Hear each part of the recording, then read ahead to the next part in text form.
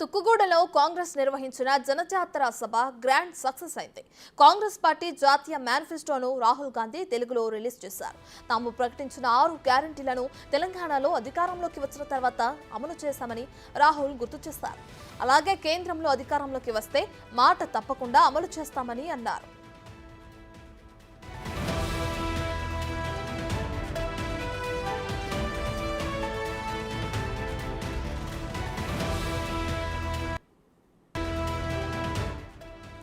యువత, మహిళలు, రైతులపై కాంగ్రెస్ పార్టీ తమ మేనిఫెస్టో ద్వారా వరాల జల్లు కురిపించింది. దేశంలో నిరుద్యోగులకు ఉపాధి హామీ కల్పిస్తామని రాహుల్ చెప్పారు. ఏడాది పాటు అప్రెంటిస్షిప్ ఇస్తామని హామీ ఇచ్చారు. ప్రభుత్వ, ప్రైవేట్, ఆరోగ్య, విద్యా రంగాల్లో దీన్ని కల్పిస్తామని, దీంతో పాటు అప్రెంటిస్ కాలంలో ఏడాదికి ₹1,00,000 స్టైపెండ్ ఇస్తామని అన్నారు.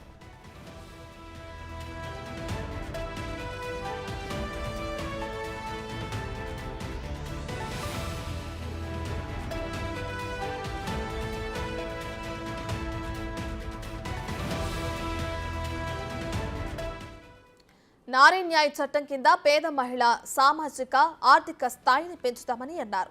ప్రతి పేద మహిళ బ్యాంకు ఖాతాలో ఏడాదికి ₹1,00,000 జమ చేస్తామని చెప్పారు. ఇలా చేయటం వల్ల దేశంలో పేదరికం అనే మాట ఉండదని రాహుల్ గాంధీ తెలిపారు.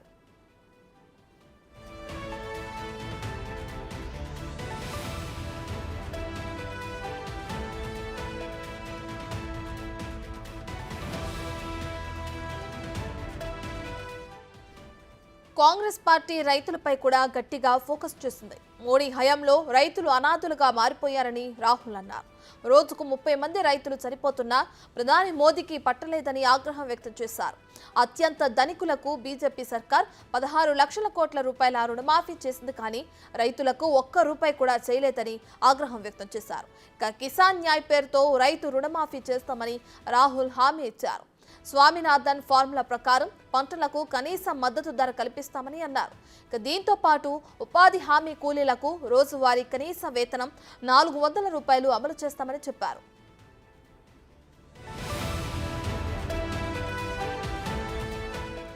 గత ఏడాది నుంచి కాంగ్రెస్ చెబుతున్న కులగణనను అధికారంలోకి వచ్చిన వెంటనే చేపడతామని రాహుల్ తెలిపారు. దీంతో ఓబీసీలు, దళితులు, ఆదివాసీలకు న్యాయం జరుగుతుందని చెప్పారు.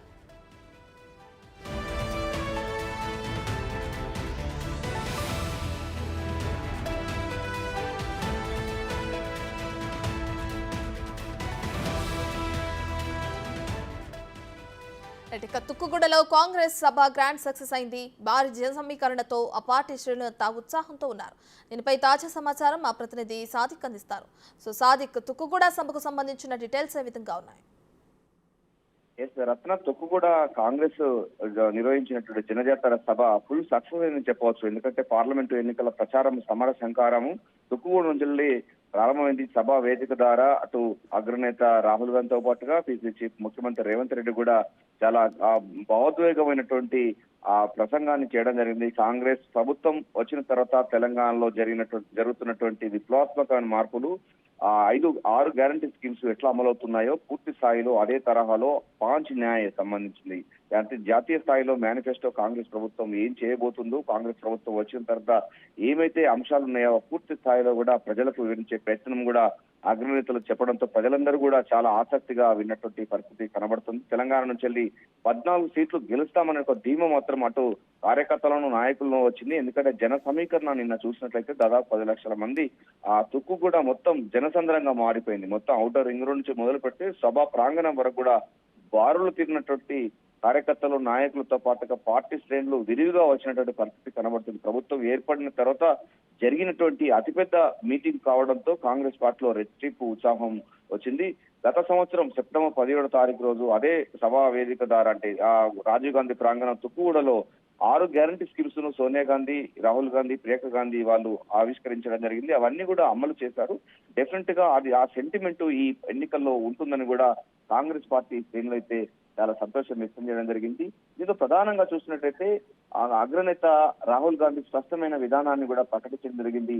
తెలంగాణలో మీరు కేసీఆర్ ను ఏ విధంగా అయితే ఇంటికి పంపించారో అదే తరహాలో మోడీని కూడా ఇంటికి పంపించాల్సిన అవసరం ఎంతైనా ఉందని కూడా చెప్పడం జరిగింది. ఇక్కడ ఫోన్ ట్యాపింగ్ పాల్పడిన కేసీఆర్ అక్కడ ఈడీలు, ఫోన్ ట్యాపింగ్, సిబిఐ లాంటి వాటిని ఉపయోగించి ప్రజలను అదేవిధంగా నాయకులను, కాంగ్రెస్ పార్టీ నేతలందరూ కూడా భయాందోళనకు గురి చేస్తున్నటువంటి దుర్భర పరిస్థితి ఉంది. దాని నుంచి విముక్తి చెందాలి.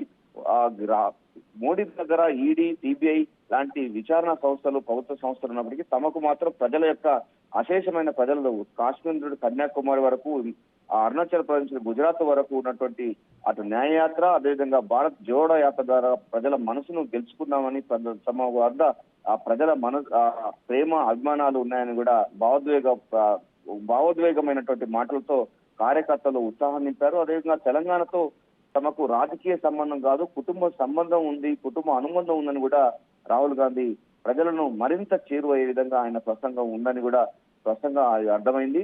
సోనియా గాంధీ మీద వీరు ఏ విధమైతే ప్రేమ అభిమానులు గుండెలు హత్తుకున్నారో అదే తరహాలో నేను కూడా మీ వెంట ఉంటానని కూడా రాహుల్ గాంధీ భావోద్వేగ ప్రసంగం చేయడం జరిగింది.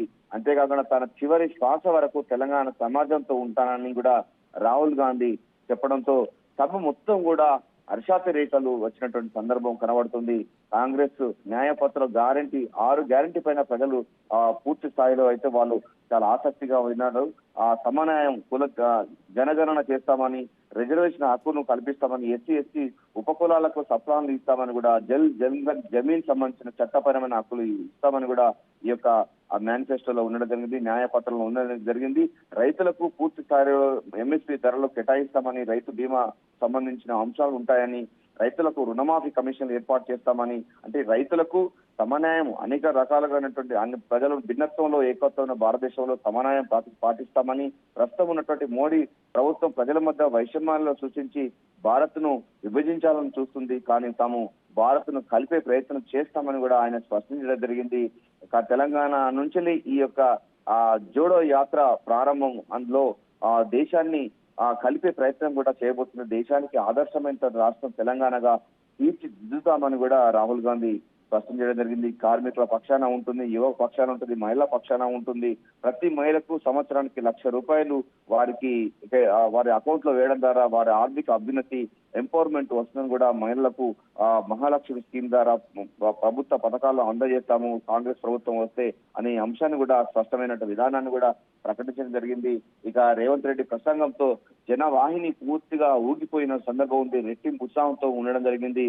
కేసీఆర్ గత ప్రభుత్వం చేసిన నిర్వాహకం వల్ల ఫోన్ ట్యాపింగ్ తో పాటుగా ప్రాజెక్టుల విషయంలో కానీ అనేకమైన అవినీతికి కూరుకుపోయారు.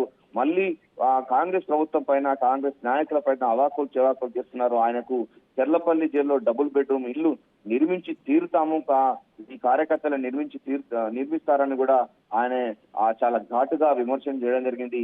అటు సూర్యాపేటలో ఇటీవల కేసీఆర్ సూర్యాపేటలోను, కరీంనగర్ లో మాట్లాడినట్టు మాటలను ఉటంకిస్తూ రేవంత్ రెడ్డి కేసీఆర్ పై నిప్పులు చెరిగారడం జరిగింది. గత ప్రభుత్వం నిర్లక్ష్యం వల్ల ఈ రాష్ట్రంలో కరువు ఏర్పడిందన్న విషయాన్ని కూడా స్పష్టంగా చేయడం జరిగింది. బీజేపీకి బి టీమ్ గా వ్యవహరించినటువంటి బీఆర్ఎస్ పార్టీని ఏ విధంగా అయితే బొందపెట్టారో అదే తరహాలో ఇప్పుడు ఏ టీమ్ గా ఉన్నటువంటి బీజేపీని, మోడీని ఇంటికి సాగనంపి మళ్ళీ ఆ దేశంలో ప్రజాస్వామికమైన వాతావరణాన్ని నెలకొల్పే విధంగా ఇండియా కూటమిని గెలిపించాలని కూడా ముఖ్యమంత్రి రేవంత్ రెడ్డి, ఏఐసిసి అగ్రనేత మాట్లాడడం జరిగింది. మొత్తం అందరూ కూడా ఈ జనజాతర సభ సందర్భంగా స్టేజ్ పైన ఉన్నటువంటి మంత్రులందరూ మాట్లాడడం జరిగింది. వారందరూ కూడా ఒకే విధానాన్ని ప్రకటించడం జరిగింది. మొత్తం 17 పార్లమెంటు లోక్సభ స్థానాలకు గాను 15 వరకు కూడా గెలుచుకునే లక్ష్యంగా కార్యకర్తలు, నాయకులు పనిచేయాలని కూడా స్పష్టమైన అంశాన్ని చేయడం జరిగింది. ఈ తెలంగాణలో ప్రభుత్వం ఏర్పడిన తర్వాత 6 గ్యారంటీ స్కీమ్స్ ఎట్లా అమలు అవుతున్నారో అదే తరహాలో కేంద్రంలో ఇండియా కూటమి కనుక గెలిచిన తర్వాత ఈ 5 న్యాయంతో పాటుగా, అంటే 5 గ్యారంటీలు 25 అంశాలను పూర్తి స్థాయిలో మేనిఫెస్టోలో ఇంప్లిమెంట్ చేస్తామని కూడా కాంగ్రెస్ పార్టీ తమ విధానమైన పత్రాన్ని కూడా తుక్కుగూడ కేంద్రం ఉన్నది సభ పరంగా కాంగ్రెస్ పార్టీకి చాలా సెంటిమెంట్ గా ఉన్నట్టుగా స్పష్టంగా అర్థమవుతుంది. ఆ వేదిక ద్వారా రాహుల్ గాంధీ తెలంగాణ సమాజాలతో పాటుగా యావత్ దేశానికి తమ విధానాన్ని, పార్లమెంటు ఎన్నికల్లో ప్రచార సరళిని, ప్రచారమైనటువంటి అంశాన్ని చూపించే ప్రయత్నం అయితే చేయడం జరిగింది. సో కాంగ్రెస్ పార్టీ హవా కొనసాగుతుందని కూడా స్పష్టం జరిగింది. ఈసారి డెఫినెట్ గా కేంద్రంలో కాంగ్రెస్ పార్టీ కొలువు తీరుతుందని కూడా స్పష్టమైనటువంటి అంశాన్ని నేతలందరూ కూడా స్పష్టం జరిగింది. జూన్ 9వ తారీఖు రోజు ఆ ఎర్రకోటపై మళ్ళీ తిరిగి కాంగ్రెస్ పార్టీ జెండా వస్తుందని కూడా ఆ అంశాన్ని కూడా కాంగ్రెస్ నేతలు అయితే స్పష్టం చేయడం జరిగింది. కాంగ్రెస్ పార్టీ యొక్క ఆ ప్రచారము అదేవిధంగా ఈ సరళి చూసినట్టయితే డెఫినెట్ గా రాష్ట్రంలో 17 స్థానాలకు గాను 15 స్థానాలు గెలుచుకునే లక్ష్యంగా మాత్రం కాంగ్రెస్ పార్టీ ప్రచార హోరు ప్రారంభించింది. సమర శంకరావాన్ని పూరించింది పార్లమెంట్ ఎన్నికల్లో. ఇక మొత్తం 17 నియోజకవర్గాల్లో కూడా భారీ బహిరంగ సభల ద్వారా తన ఎన్నికల యొక్క ప్రచార హోరు కొనసాగించనుంది Ratna. Right, thank you Sadiq.